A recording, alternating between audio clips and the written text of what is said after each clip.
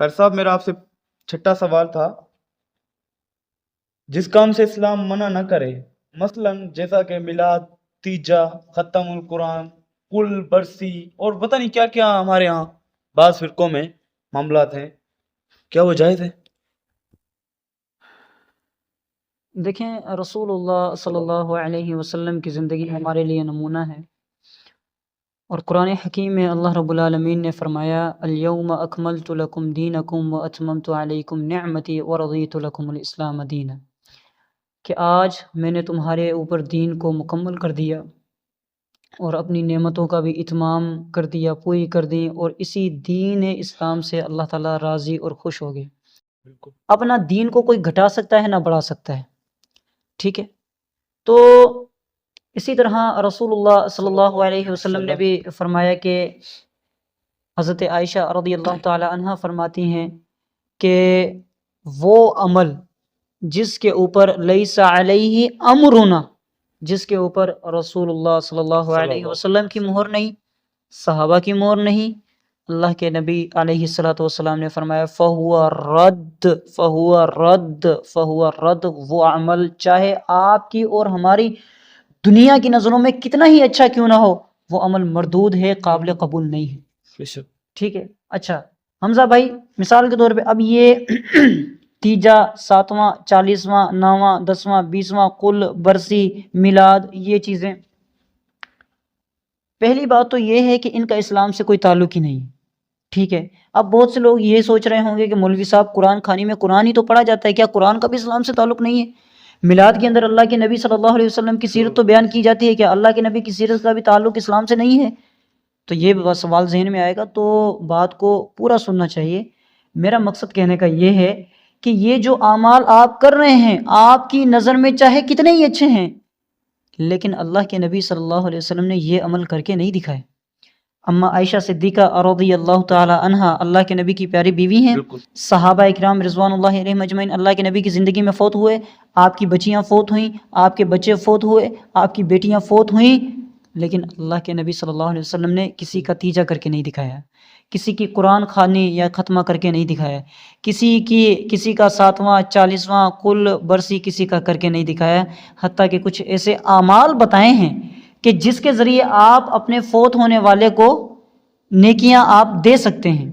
کچھ اعمال ایسے ہیں، دعائیں کر سکتے ہیں، دعائیں خیر کر سکتے ہیں، اگر ان کے طرف سے اگر کوئی حج وغیرہ کی ایسی وصیت تھی آپ وہ وصیت پوری کر سکتے ہیں، ان کی طرف سے صدقہ و خیرات اگر آپ کرنا چاہتے ہیں ان کی روح کو ثواب پہنچانے کے لیے کہ اللہ رب العالمین ان کو کروٹ کروٹ سکون رحمت نصیب فرمائے، تو آپ ان کی طرف سے صدقہ کر سکتے ہیں، ان کی طرف سے خیرات کر سکتے ہیں، قربانی کر سکتے ہیں۔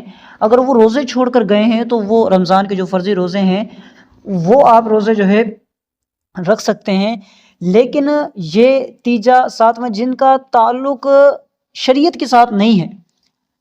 اب دیکھیں نا، اب یہ جو آپ نے سوال کیا ہے کہ جو چیز منع نہیں ہے تو وہ جائز ہے۔ اچھا میں آپ سے سوال کرتا ہوں، ایک رکعت کے اندر کتنے سجدے ہوتے ہیں؟ ایک رکعت کے اندر دو سجدے ہوتے ہیں۔ 3 کرنے سے اللہ کے نبی نے منع کیا؟ عید کی نماز کی کتنی رکھتے ہیں؟ 2۔ 4 پڑھنے سے اللہ کے نبی نے منع کیا؟ نہیں۔ ظہر کی نماز کی 4 رکھتے ہیں فرض کی، 5 پڑھنے سے اللہ کے نبی نے منع کیا؟ نہیں۔ طواف کرتے ہوئے جو وہ چکر لگائے جاتے ہیں 7 لگائے جاتے ہیں، 9 مارنے سے اللہ کے نبی نے منع کیا؟ تو جب منع نہیں کیا تو یہ بھی عمل ہمیں کرنے لینا چاہیے۔ صحیح والا معاملہ ہوا، پھر وہ آج سے بڑھا دیا گیا ہے، بڑھا دیا گیا نا، بدعت کے زمرے میں آئے گا نا۔ وہی بات ہے نا، وہ میں نے حدیث بیان کی نا، اللہ کے نبی نے فرمایا جس پر ہمارا حکم نہیں ہے اور وہ چیز دین کے اندر داخل کر دی گئی۔ اب بہت سے لوگ ہوں گے کہیں گے مولوی صاحب یہ ٹوپی پہننا بھی دین نہیں ہے، یہ کیمرہ بھی دین نہیں ہے، یہ مائک بھی دین نہیں ہے، یہ ایسا سوٹ پہننا بھی دین نہیں ہے۔ ایک صاحب کہہ رہے تھے پنکھے لگے، پنکھے یہ کہاں سے آ گئے، یہ بھی دین نہیں ہے۔ وہ اس کی بات کہنے لگے کہ یہ جو دین نہیں ہے وہ، اب یہ جو سعودی عرب تم جہاز پہ جاتے ہو، جہاز بھی کیسے دین ہو گئے؟ صحابہ نے سفر نہیں کیا جہاز، صحابہ نے نہیں کیا، صحابہ نے موٹر سائیکل نہیں چلائی۔ اچھا وہ کہنے والا کیا، وہ جواب دینے والا کیا کہتا ہے کہ اللہ کے نبی کے زمانے میں تمہارے ماں باپ بھی نہیں تھے، اس زمانے میں تمہارے ماں باپ ہیں تو تمہارے ماں باپ کا ہونا یہ بدعت نہیں ہے۔ اللہ یہ ہیں ہماری ان لوگوں کی عقلیں. جاہلیت کے 100% کے اچھا درجے کہنے پر. والے نے کہا اللہ کے نبی کے زمانے میں یہ لائٹیں نہیں تھی, آپ لوگوں نے کیوں لگائی؟ واہ بھائی, استغفر اللہ. ہم دلیل مانگ رہے ہیں, یہ لائٹیں گھسڑ رہے ہیں. ہم کہہ رہے ہیں کہ کس صحابی نے یہ ایسا کیا, یہ کہتے ہیں کہ کس صحابی. ارے اللہ کے بندے, یہ موبائلوں کو, لائٹوں کو, پنکھوں کو, مائکوں کو, کیمروں کو ہم نے دین کہاں سمجھا؟ ہم نے کب کہا کہ جب تک یہ کیمرہ نہ ہو اسلام مکمل نہیں ہے؟ ہم نے کب کہا کہ جب تک ایسا سوٹ کسی کو نہ ہو تب تک اسلام مکمل نہیں ہے؟ ہم نے کب کہا کہ جب تک یہ پنکھے نہ ہوں یا جس مسجد کے اندر یہ لینٹر نہ ہو, قالین نہ ہو, اس مسجد کے اندر نماز ہوتی ہی نہیں ہے؟ ہم نے کب کہا؟ یہ لینٹر, یہ قالین, یہ کیمرے, یہ ایجادات, یہ تو اللہ رب العالمین کی, جو اللہ تعالیٰ نے فرمایا نا وَيَخْلُقُ مَا لَا تَعْلَمُونَ, اللہ تعالیٰ نے ایسی ایسی چیزیں پیدا کرنی ہیں جن کا تمہیں شعور نہیں ہے. اب ہم تو چیزیں نا صحیح. اب تو ہم تو جہاز دیکھ رہے ہیں, ہمارے 200 سال بعد آنے والی قوم پتہ نہیں کیا کچھ دیکھے گی. اللہ بہتر جانتا ہے. اللہ بہتر جانتا ہے. اس دور کے جو لوگ تھے جن کی سواری اونٹ, گھوڑا, کچر ہوتے تھے, کچر ہو گیا. اگر وہ اس دور میں زندہ ہو جائے, جہازوں کو دیکھ لیں, یقین آئے گا؟ نہیں آیا. نہیں آئے گا نا. تو یہ سمجھنے کی کوشش کریں کہ ہم نے دین میں کہاں جوڑا ہے. ہاں, اللہ کے نبی کے زمانے میں یہ کوٹ ہوتے, یہ کیمرے ہوتے, یہ مائک ہوتے, یہ پنکھے ہوتے, اور اللہ کے نبی ان کو استعمال نہ کرتے, ان پنکھوں کی ہوا میں نہ بیٹھتے. آپ ہاتھ والے کی پنکھے کی ہوا میں بیٹھتے ہیں نا, پھر ہم کہتے کہ واقعی ہاتھ والا ہی دین ہے, یہ والا دین نہیں ہے. اللہ کے نبی کے زمانے میں ڈھول تھا نا, گانے والی تھی نا, بجانے والے تھے نا, لیکن اللہ کے نبی نے ان کا گانا پسند نہیں کیا, نہیں سنا. ہم بھی نہیں سنتے, اللہ کا شکر ہے. اور دین میں حرام بھی ہے. حرام بھی ہے, ہم بھی نہیں سنتے.